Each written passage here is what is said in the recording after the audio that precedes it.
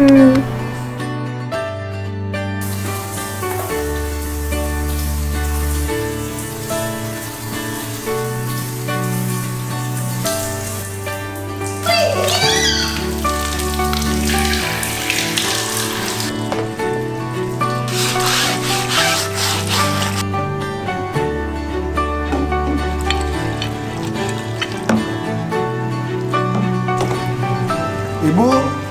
bikin kopi dong, Bu.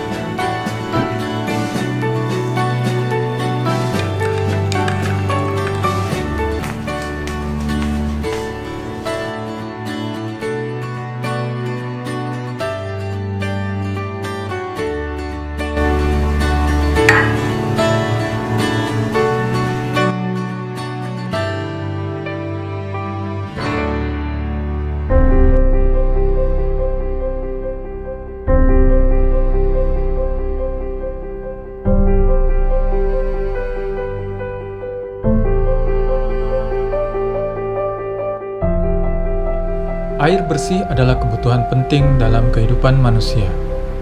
Dalam keseharian, air bersih digunakan untuk berbagai keperluan, dari minum, mandi, cuci, masak, dan lainnya.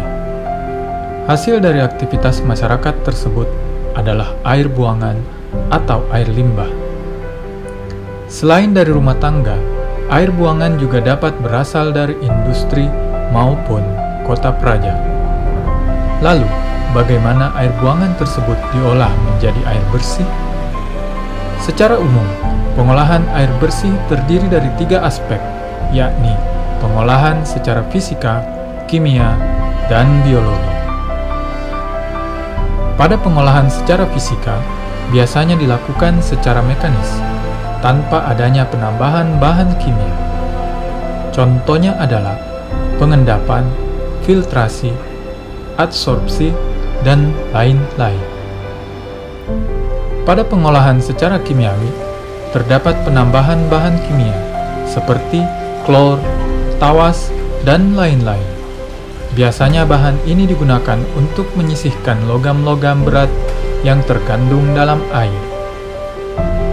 Sedangkan pada pengolahan secara biologis, biasanya memanfaatkan mikroorganisme sebagai media pengolahannya.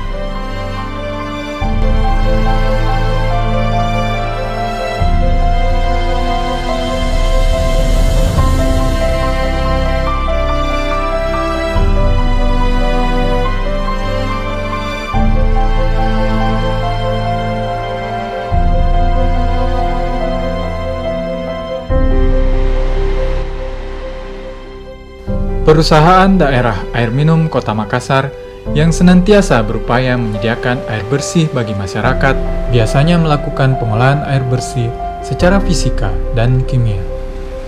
Secara umum, skema pengolahan air bersih di daerah-daerah di Indonesia adalah sebagai berikut.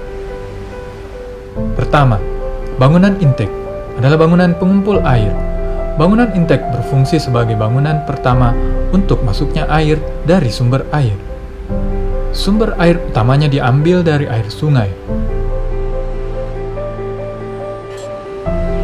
Pada bangunan ini, terdapat bar screen atau penyaring kasar yang berfungsi untuk menyaring benda-benda yang ikut tergenang dalam air, misalnya sampah, daun-daun, batang pohon, dan sebagainya.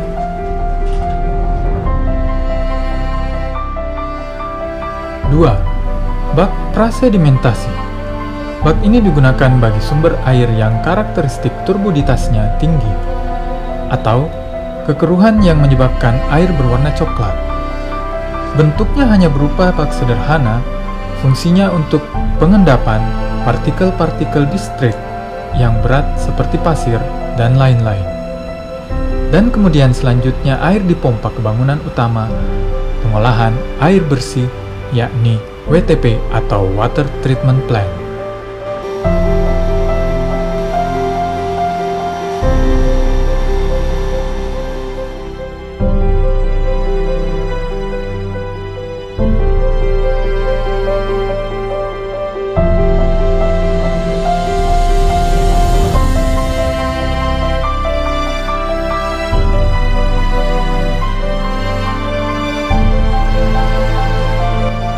ketiga, WTP atau Water Treatment Plant. Ini adalah bangunan pokok dari sistem pengolahan air bersih. Bangunan ini terdiri dari beberapa bagian, yaitu koagulasi, flokulasi, sedimentasi, filtrasi, dan disinfeksi.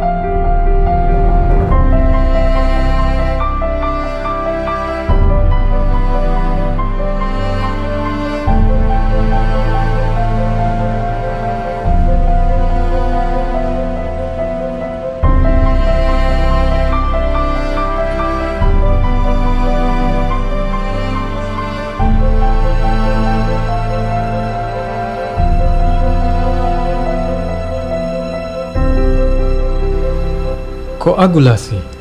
Disinilah proses kimiawi terjadi. Pada proses koagulasi ini dilakukan proses destabilisasi partikel koloid. Karena pada dasarnya air sungai atau air kotor biasanya berbentuk koloid dengan berbagai partikel koloid yang terkandung di dalamnya. Flokulasi. Selanjutnya air masuk ke unit flokulasi. Tujuannya adalah untuk membentuk dan memperbesar flok. Sedimentasi. Bangunan ini digunakan untuk mengendapkan partikel-partikel koloid yang sudah didestabilisasi. Filtrasi. Sesuai dengan namanya, filtrasi adalah untuk menyaring dengan media butiran. Reservoir. Reservoir berfungsi sebagai tempat penampungan sementara air bersih sebelum didistribusikan melalui pipa-pipa secara gravitasi.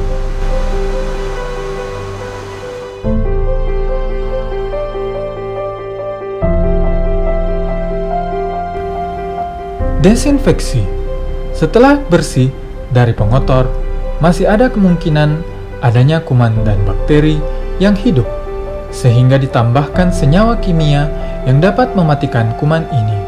Biasanya berupa penambahan klor, ozonisasi, UV, pemabasan, dan lain-lain.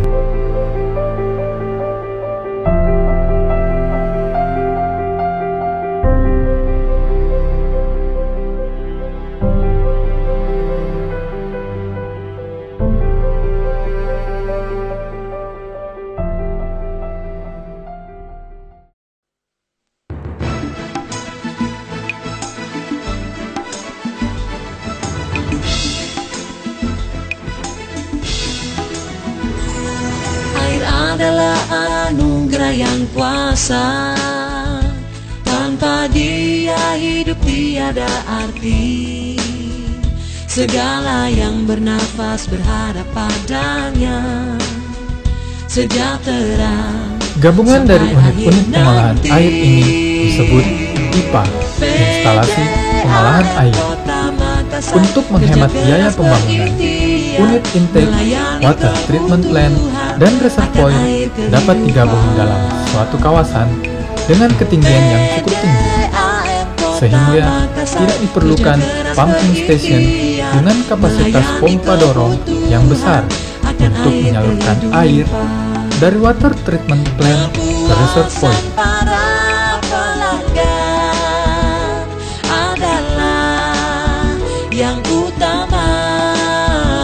Pada akhirnya, dari reservoir, air bersih siap untuk didistribusikan melalui pipa-pipa dengan berbagai ukuran ke tiap daerah distribusi.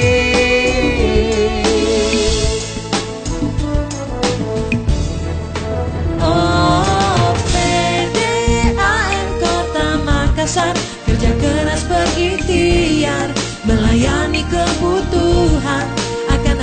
kehidupan.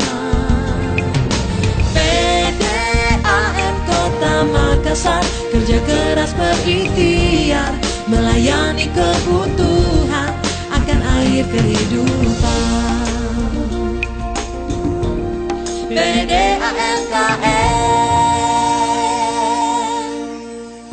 Mengatur pola pemakaian air sehari-hari merupakan cara terbaik menghemat air. Biasakan menutup keran setelah penggunaan air selesai. Tidak menggunakan sumber air minum untuk mencuci kendaraan atau menyiram tanaman. Gunakan air sesuai fungsinya. Begitulah masa depan dibangun.